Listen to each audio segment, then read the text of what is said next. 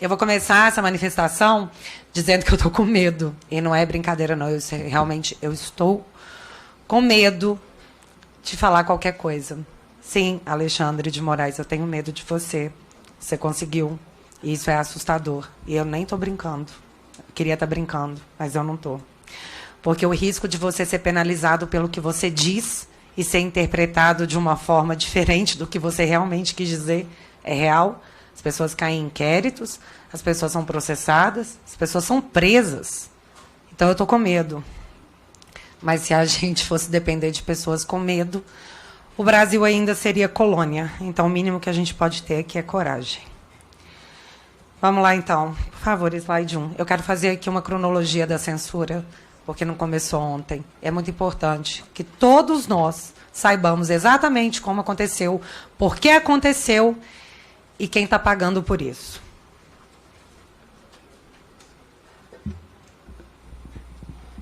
Quando a gente fala de censura, a gente tem que deixar claro aqui para todo mundo que a primeira vítima da censura no Brasil foi a imprensa. A primeira vítima foi a imprensa com essa matéria.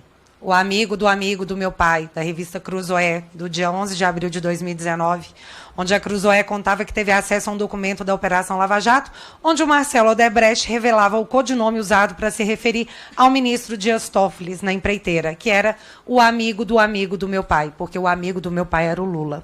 Essa matéria foi censurada. Slide 2, por favor. No dia 15 de abril, o G1 já noticiava, e eu estou colocando matérias da grande mídia, que eu sei que tem gente de esquerda aqui, para não falar que eu estou falando fazendo fake news, é importante provar os fatos, porque as pessoas negam os fatos. No dia 15 de abril, o G1 noticiava que o STF estava censurando sites e estava mandando retirar matérias que ligavam Toffoli ao Odebrecht. E ainda conta que o ministro Alexandre de Moraes, relator do inquérito, além de censurar, a matéria estipulou uma multa de R$100 mil e determinou que a Polícia Federal ouvissem os responsáveis pelo antagonista e pela Cruzoé. Isso não começou ano passado. E assim, eu ainda nos dias de hoje, eu não entendo qual foi o crime cometido pela Cruzoé, tanto que a matéria foi descensurada, ela voltou para o ar porque, de fato, aquela informação era verdadeira. E é isso que a mídia tem que fazer. A mídia, ela tem que questionar, ela tem que investigar, porque do momento que a mídia para de fazer isso, ela vira publicidade. E não é para isso que a mídia tem imunidade. Ela tem imunidade para questionar e investigar, porque a mídia tem um poder absurdo. E todos nós sabemos disso. Eu mencionei isso para vocês porque, para mim, ele foi o marco zero. Foi ali que a censura começou. E esse inquérito usado para censurar, que foi usado para censurar a Cruzoé, foi o inquérito das fake news que está no ar aí há mais de 4 anos. E dentro desse inquérito está o que no Brasil nós chamamos de pessoas de direita, conservadores, mas que agora até jornalistas chamam de fascistas, onde o conteúdo não é divulgado sequer para quem é investigado. Você pode sofrer busca e apreensão, ser interrogado pela Polícia Federal, ser acusado por toda a mídia de um crime ao qual você não faz a menor ideia do que é acusado, e ninguém te fala o fato específico. Ninguém se dá ao trabalho de contar para quem é acusado e investigado o que foi que aconteceu. Ninguém sabe, mas o assassinato de reputação é intenso. Eu, durante um tempo, fui chamada de blogueira bolsonarista, dá até saudade, porque agora eu sou a investigada por disseminar fake news, acusada de espalhar fake news. Quais fake news? Nem eles sabem. Você pode colocar para mim o próximo slide, por favor? A prova apresentada até hoje, que nós fazemos parte de uma organização criminosa, é essa coisa ridícula aqui. É ridículo. Isso está como prova.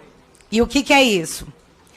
Pela lógica da investigação, eles se seguem no Twitter, eles pensam igual, eles se compartilham uns aos outros. Então, obviamente, se trata de uma organização criminosa que faz disseminação de fake news.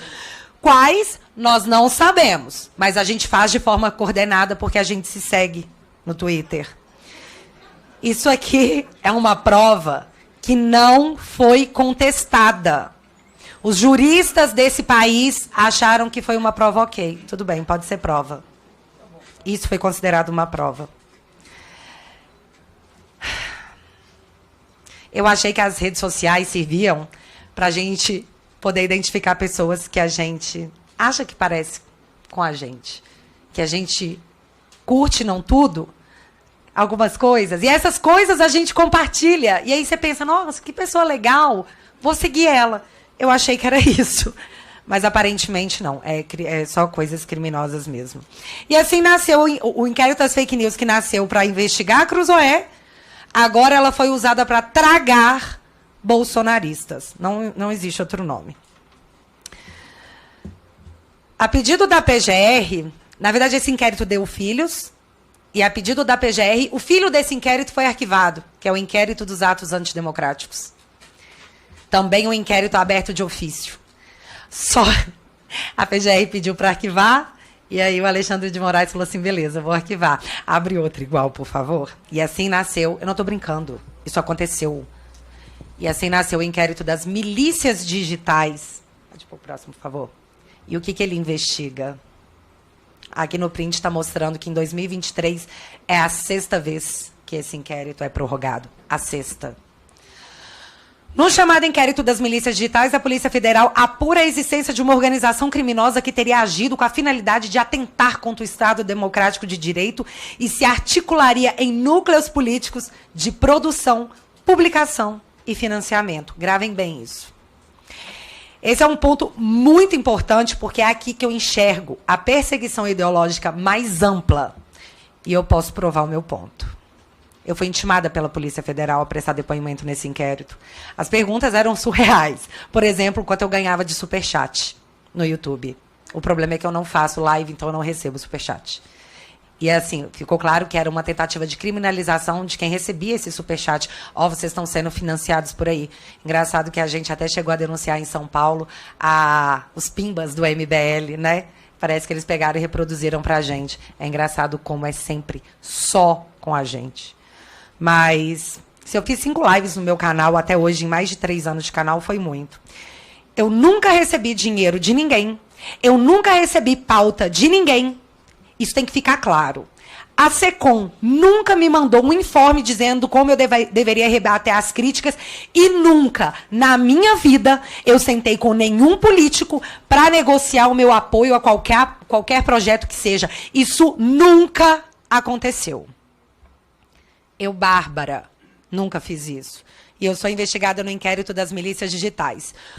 Porém, agora eu posso, e na verdade eu preciso apontar quem faz. E não é de agora. Próximo print, por favor. Hã? É? Mensalinho do Twitter.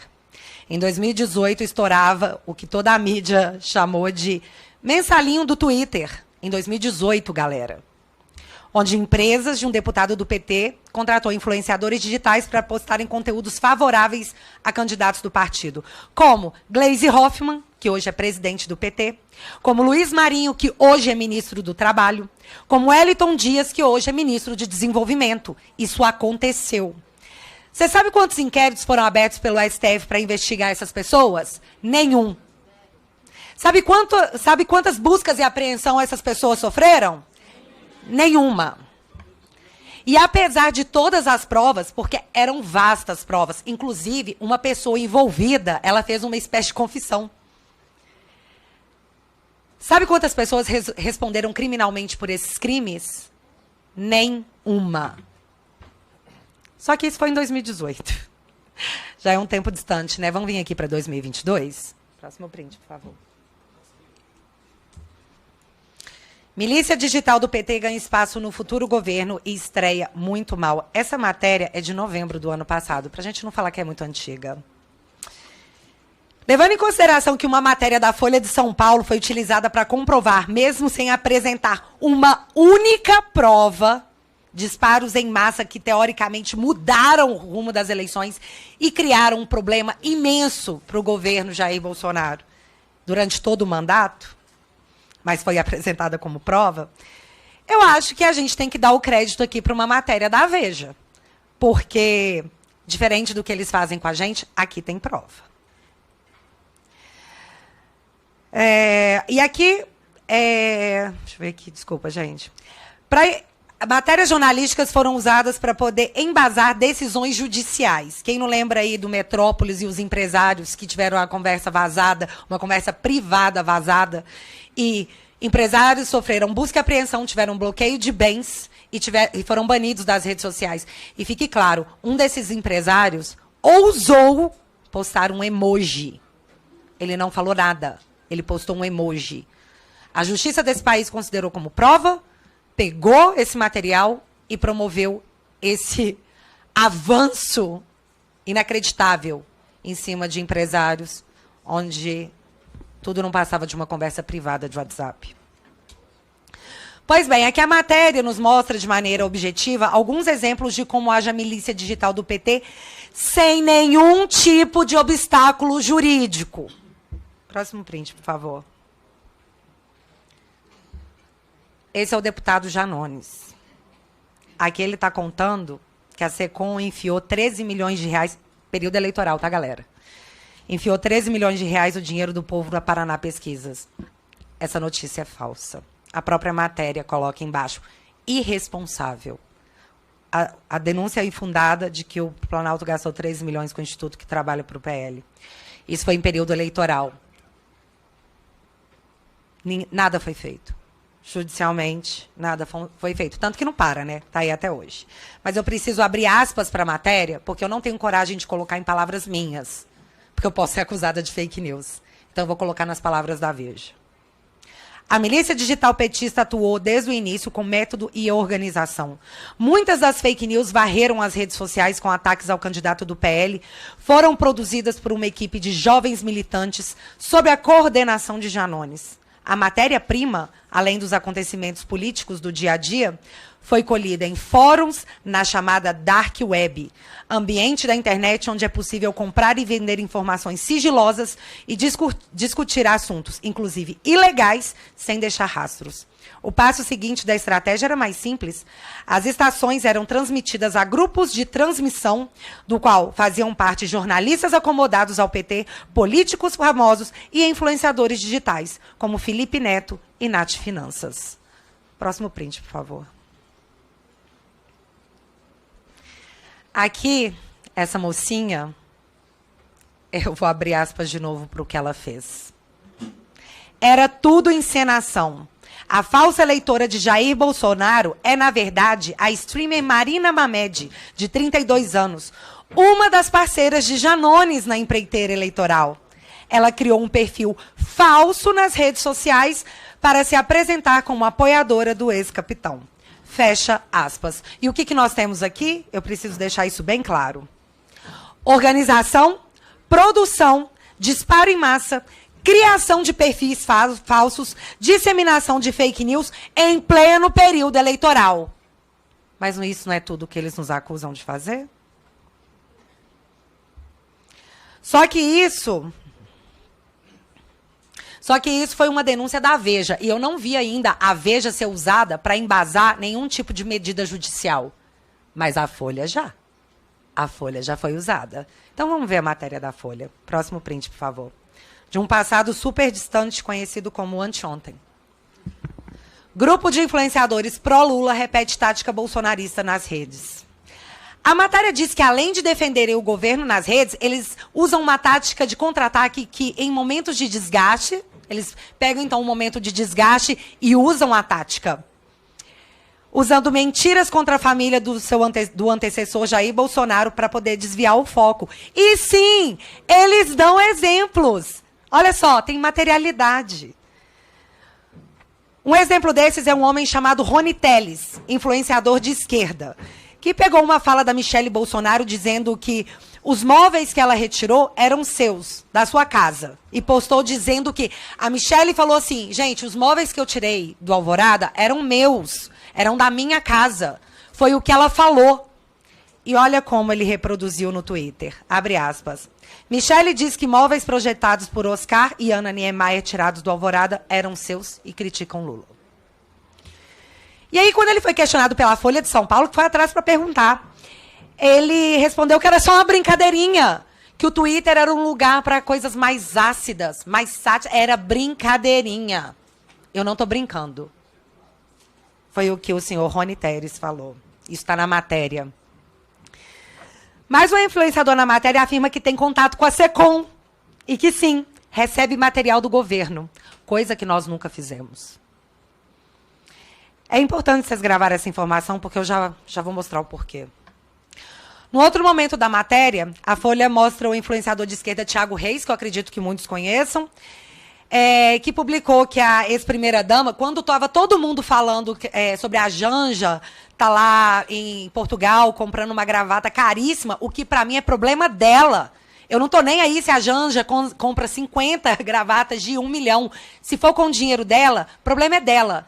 O que eu achei ruim é que não bate muito com o discurso do esposo dela, o atual presidente da República, que diz que a classe média ostenta um padrão acima do necessário e que não precisa de ter 2 televisões. E aí você vai lá e compra uma gravata caríssima numa empresa de luxo. Para mim, é incoerente. Mas não deixa de ser um problema dela. É um problema dela. E qual é o problema que eu vejo nisso? Que esse influenciador também está na matéria da Folha.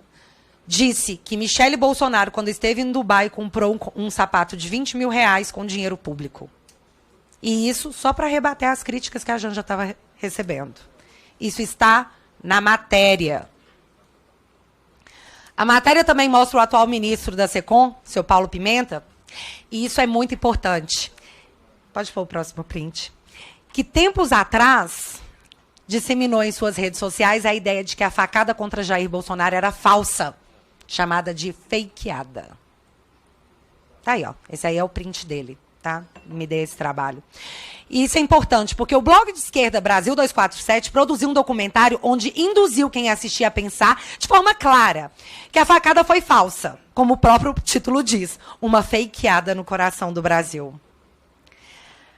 E como estamos falando de censura, vale ressaltar que o Brasil Paralelo teve a produção com o tema Quem Mandou Matar Jair Bolsonaro censurada sem que o conteúdo fosse conhecido.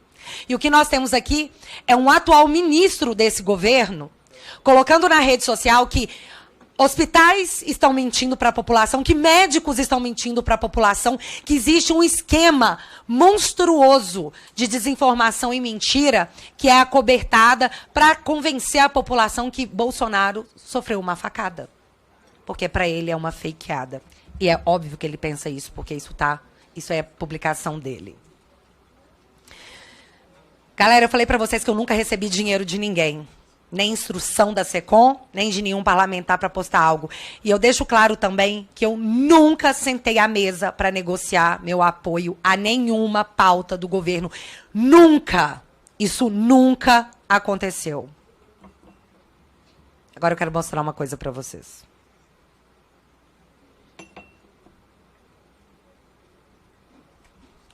Vamos prestar atenção, por favor, porque é muito importante. Esse áudio que eu vou mostrar aqui é de um dos maiores influenciadores da esquerda, o senhor Thiago dos Reis. Ele não foi vazado, não, tá? Ninguém filmou ele escondido. Foi um desabafo que ele mesmo fez no YouTube. Obrigada, seu Thiago.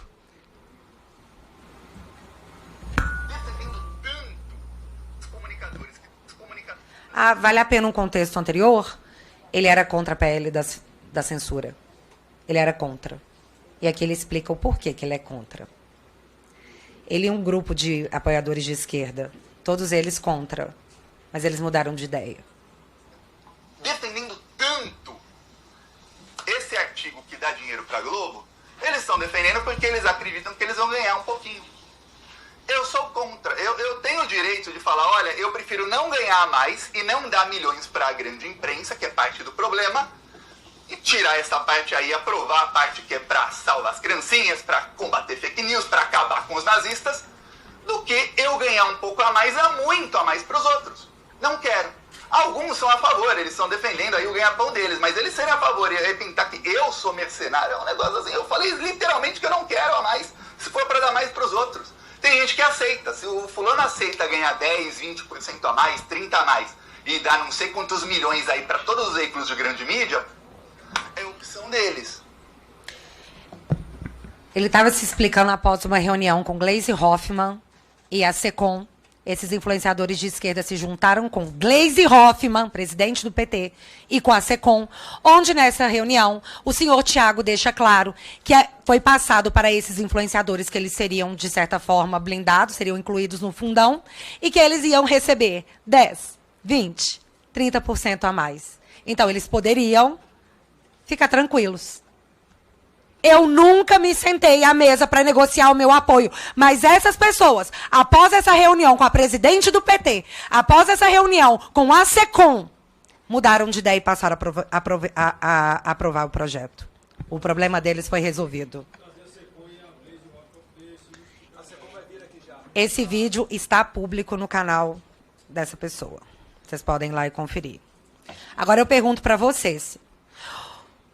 Se sou eu falando isso, se tem uma gravação minha falando isso, que após conversar com Felipe Barros, com Gustavo Gaia, com Bolsonaro, com Eduardo Bolsonaro, com Marcon, com qualquer um, que, eu conversei com os deputados, eles falaram que eu vou ganhar até 30% a mais, então agora eu sou a favor. O que vocês acham que ia acontecer? Isso é muito sério. Isso é muito sério, gente. Só que com essas pessoas, sabe o que acontece? Nada. Nada. E eis um ponto importante dessa pequena explanação de fatos, porque se os dois lados, supostamente, aqui vamos falar aqui, vamos tentar ser igualitário. Se os dois lados supostamente cometem o mesmo crime e a justiça só persegue um, das duas, uma. Ou não tem crime, ou se trata de uma perseguição ideológica, onde não é o que se fala, mas quem fala. E aqui isso vai ficar muito claro, porque atualmente o Bolsonaro e seus apoiadores são acusados de tentarem um golpe de Estado através do artigo 142, que iria gerar uma intervenção militar, que ele não queria sair do poder. É o que todos dizem. Isso é segundo todo mundo. E segundo todo mundo, é crime. Próximo print, por favor.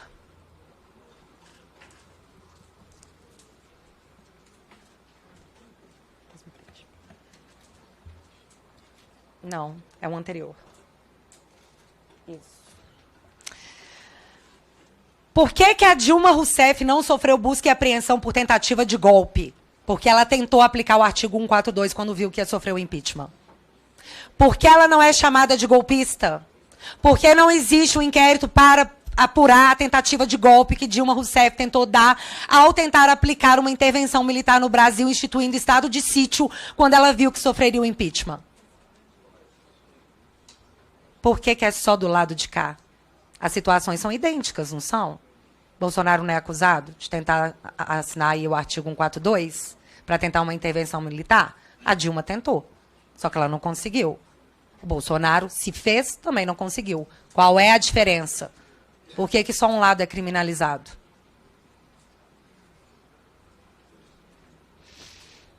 Falando em lei, somente em abril de 2023 eu fui tomar conhecimento do porquê eu fui jogada em um inquérito do TSE em 2021. E eu tive toda a minha remuneração retida pelo Estado com a alegação de se investigar o meu crime. Como o sigilo caiu, eu posso mostrar para vocês agora do que eu sou acusada quase 2 anos depois. Tem 2 anos que eu sou punida sem jamais ter sido julgada. Pode pôr o próximo print, por favor.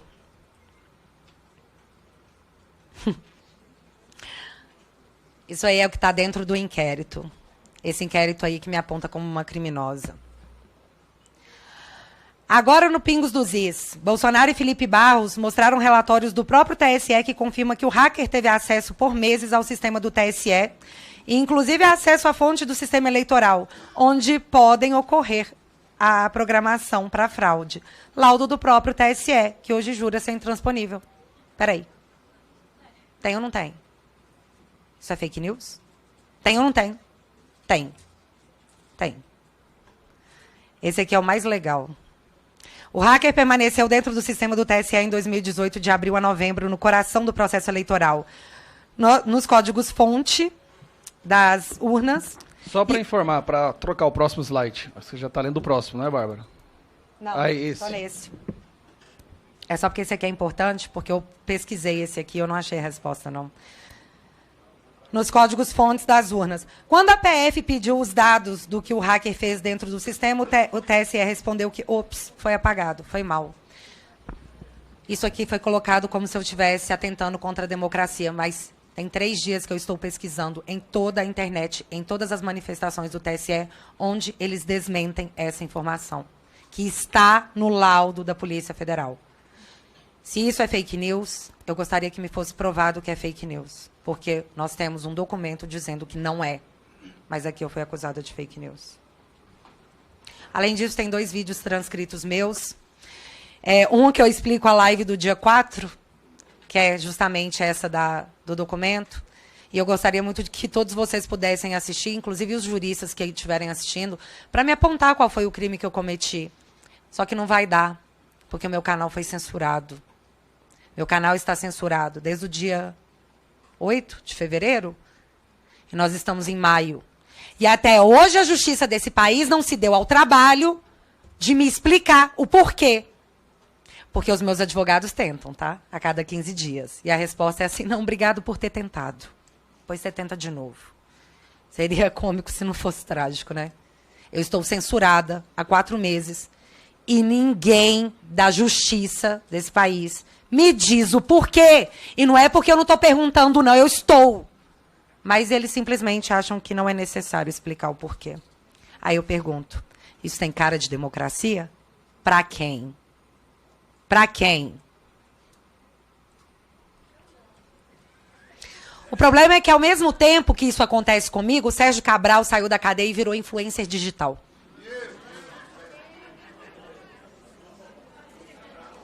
O cara pegou 400 anos de cadeia por corrupção e teve todas as suas sentenças anuladas e hoje ele é influenciador digital. Ele fez um videozinho gravando super feliz que ele tem 20 mil seguidores. 20 mil pessoas estão batendo palma para esse influenciador. E aí eles me juraram que todas as perseguições que estamos sofrendo são em nome da democracia. Todo mundo calmo, eu estou fazendo isso em nome da democracia. Uma democracia não permitiria o que aconteceu com o Telegram. Nunca. E quem se manifestou contra o PL 2630, que é tão errático, tão problemático, até a Folha se manifestou? Pode pôr o próximo print, por favor. O negócio é tão errado que até a Folha teve que aparecer para dizer que, opa, esse PL aí dá margem para criar quase um soviete, né? Ela não colocou isso, mas é exatamente isso. E isso é apenas um aspecto muito pequeno do quão problemático é esse PL. Tá? Não é para proteger as crianças. Não é para tornar a internet um ambiente mais seguro.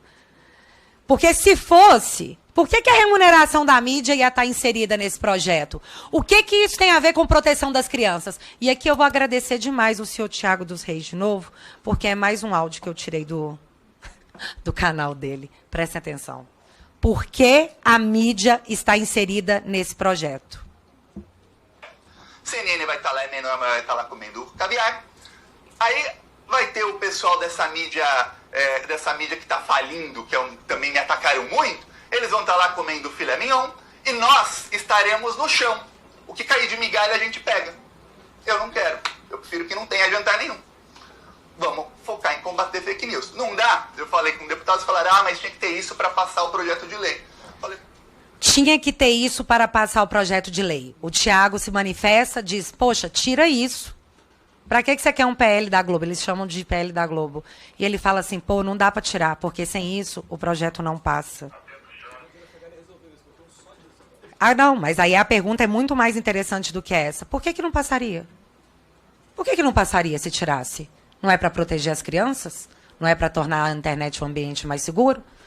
Aqui, os deputados de esquerda disseram para essa pessoa que se tirar a remuneração da mídia, o projeto não passa. Isso significa que a mídia só está apoiando esse projeto porque ela será bem remunerada por isso? Isso significa que não se trata de proteção às crianças, não se trata de ambiente seguro e sim de controle? E a mídia está apoiando isso porque ela vai levar uma bolada muito grande? Isso tem cara de democracia para algum dos senhores? Das senhoras, mas eles estão falando que é tudo em nome da democracia. O Durov, que é o criador do Telegram, para quem não sabe, ele criou o Telegram para fugir de ditaduras. Ele criou isso para criar um ambiente seguro para as pessoas se expressarem na Rússia. O Durov, o dono do Telegram, ele é perseguido pelo Putin. Você acha que ele está olhando para a gente como? Você acha que eles estão preocupados com o Brasil? De falar assim, oh, meu Deus, tem um ditador lá. Ele lida com o Putin, galera. O que ele vai fazer é não fazer. Se aqui não pode ter uma democracia e o meu trabalho foi para se gerar um refúgio para ditaduras, estou fora. E não é só o Telegram que vai sair. Vai vendo. Eu quero ver o que vai ser um dia de Brasil quando a gente acordar e o Google estiver fora do ar. Aí a gente vai ver o que é mais importante. É o Brasil funcionar ou se é um ambiente democrático que a justiça quer impor. Ou a mídia, né?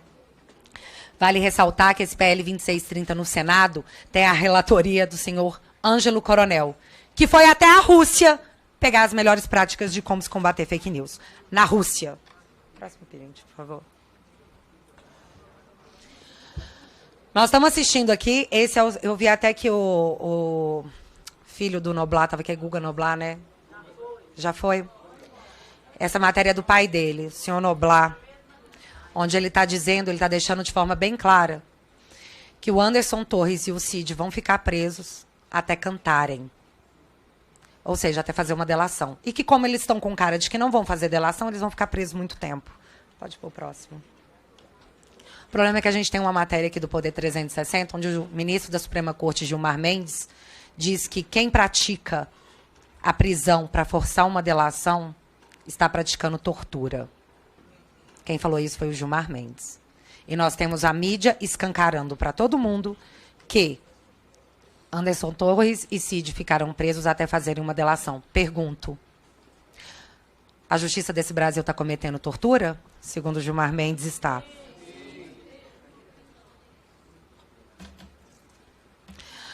Todos que apoiaram Jair Bolsonaro estão sendo caçados e desumanizados para que qualquer coisa possa ser feita contra eles sem que ninguém reclame. Nazista não tem direito a nada.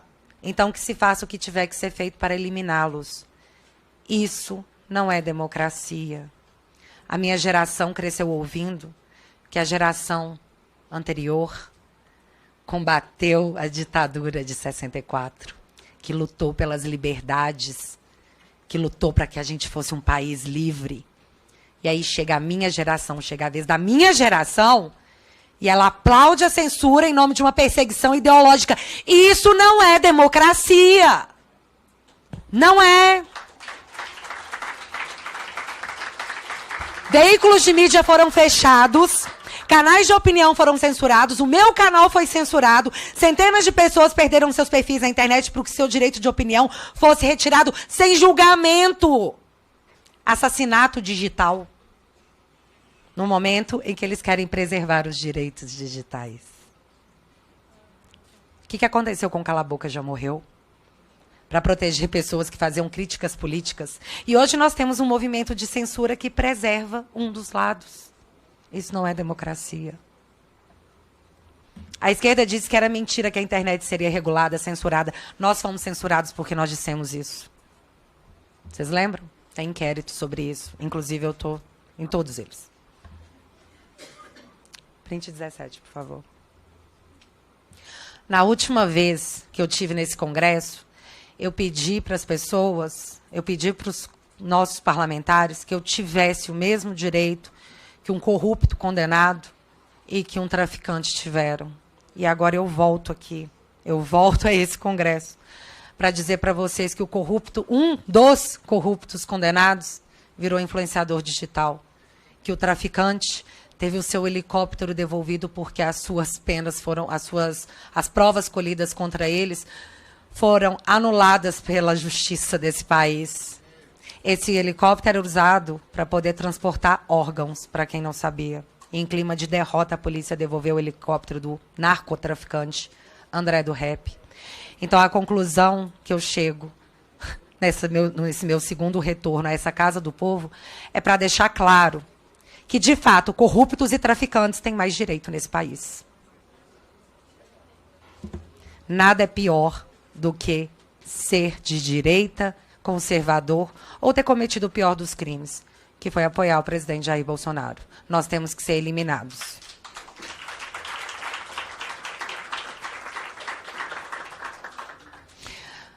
Nós somos milícias fascistas, estou terminando, tá, gente? Nós somos milícias fascistas e nazistas. Isso é repetido à exaustão por autoridades, ministros, deputados, influenciadores, na intenção de nos anular como seres humanos, o que é a pior forma de censura. Pode pôr o print, por favor? Próximo print. Quero deixar claro para vocês uma coisa. Isso aqui é nazismo. Isso aqui é nazismo. Quando alguém se apropria do pior episódio da história da humanidade para atacar o seu opositor de forma ideológica, a ponto de tentar desumanizá-lo apenas para se ganhar uma disputa ideológica política, o que é nojento, chamando essas pessoas de nazistas, vocês estão anulando a gravidade do que foi esse crime aqui. Isso aqui é nazismo. Tenham respeito pelos judeus, pelas pessoas que passaram por isso, e parem de se apropriar de um termo horrível que foi usado para poder... É tão pesado que é para ninguém nunca mais fazer. Meu amigo, se eu te chamo no Twitter de mentiroso e falo que eu não concordo com você, porque eu acho que você está errado, eu não sou nazista por isso. Não é todo mundo que discorda de você que é nazista. Porque isso é uma tática de narrativa. E por incrível que pareça, vocês sabem quem usavam isso? Quem usava esse tipo de estratégia? Eu não vou falar não, porque... Enfim, tenham respeito pelos judeus e parem com essa criancice esperta, essa criancice maldosa. Respeito é o mínimo que os judeus merecem. Nenhum deles pediu para se envolver nessas questões ideológicas, políticas e essa falta de vergonha e humanidade que você se propõe. Parem de minimizar o termo nazista, por respeito à história. Para finalizar, quem se omite por conivência política é cúmplice. E o nosso hino diz que se um dia se erguesse uma clava forte, que todos veriam que um filho dessa pátria não fugiria à luta. Para salvar a democracia no Brasil, nós estamos assassinando a democracia na frente de todos que, por medo, se calam. A história, ela vai cobrar os covardes, os coniventes, quando o último a sair for obrigado a apagar a luz de um país que os nossos ancestrais deram a vida para que fôssemos livres. Prestem atenção. Nós estamos abrindo, nós não, muitos estão abrindo mão de liberdade por segurança. E não terão nem liberdade, nem segurança. Muito obrigada a todos.